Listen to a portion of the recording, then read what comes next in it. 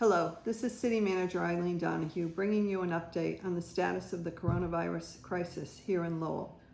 Over the last several days, we have seen a more gradual increase in the number of confirmed cases of COVID-19 among Lowell residents compared to the significant increases seen in the previous week. With 66 new cases in the past 24 hours, the total number of cases now stands at 1,746. Statewide, we remain in the midst of a surge, with the number of new cases having seemingly plateaued.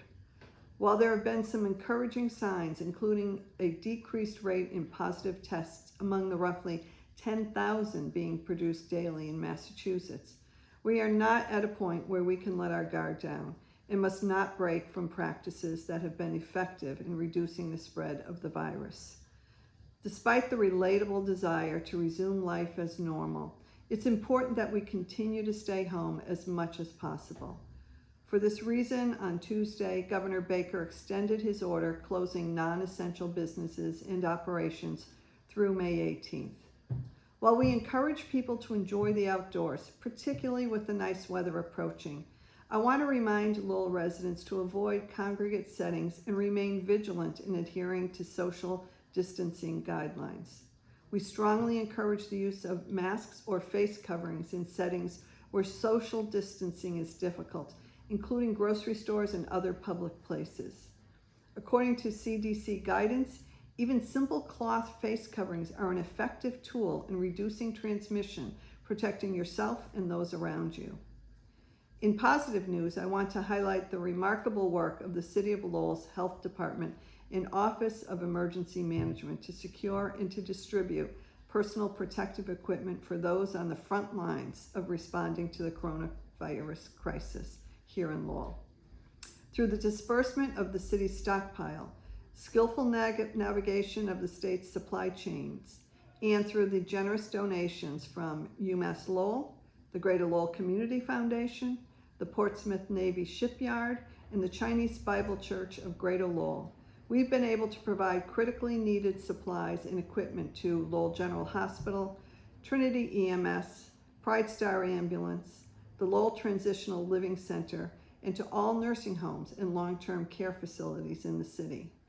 To date, the city has distributed nearly 10,000 surgical masks and over 1,000 N95 masks, as well as other much-needed supplies, including protective eyewear, gloves, gowns, thermometers, disinfectants, and hand sanitizer. Additional supplies are being distributed through the health department on a daily basis.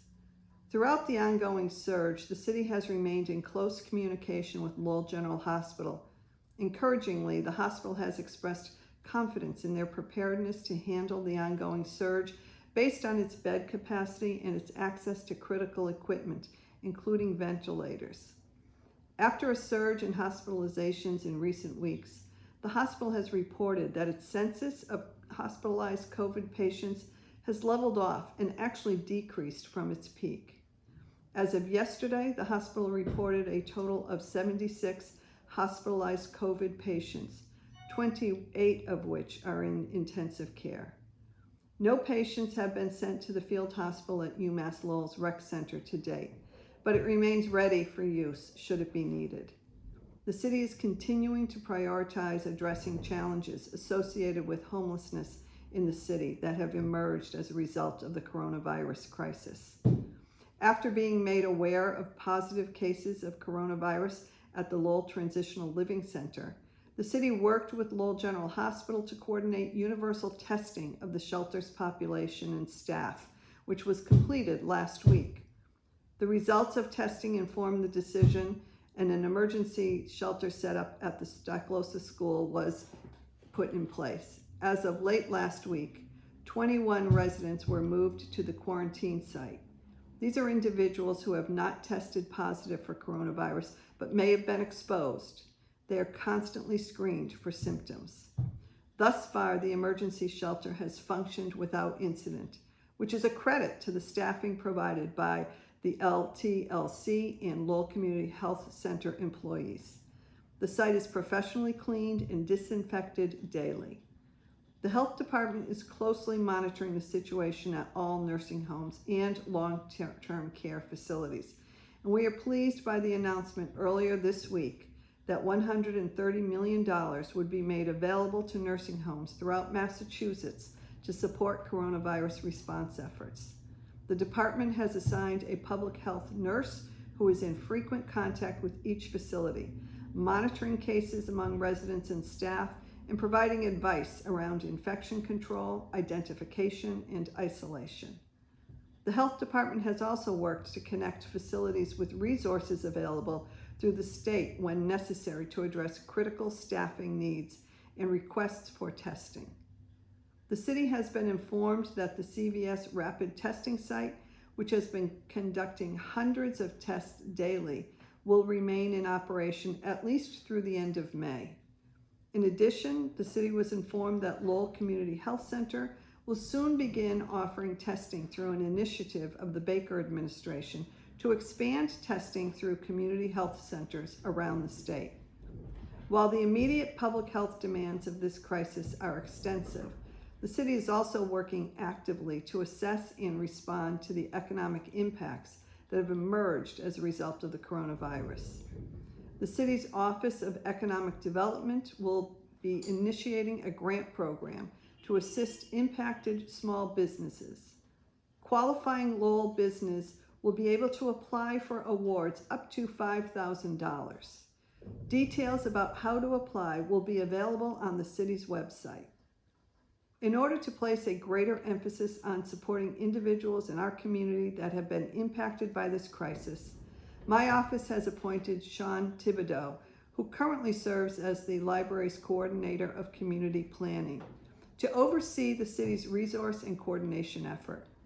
Sean will work in collaboration with the city's nonprofit organizations to assess the needs of the community and work to connect individuals and families with available resources. This effort is the product of one of the many productive initiatives that have been brought forth by the City Council in response to coronavirus, and I appreciate the Council's intent focus on responding to the needs of the community throughout these uncertain times. In closing, I want to express my sincere condolences on behalf of the City of Lowell to those who have lost loved ones to the coronavirus. I want to thank all Lowell residents for your continued cooperation with our efforts to slow the spread of coronavirus in our city. And as always, I want to express my gratitude to countless heroic individuals on the front lines of this crisis. Stay safe and stay tuned for more updates. Thank you.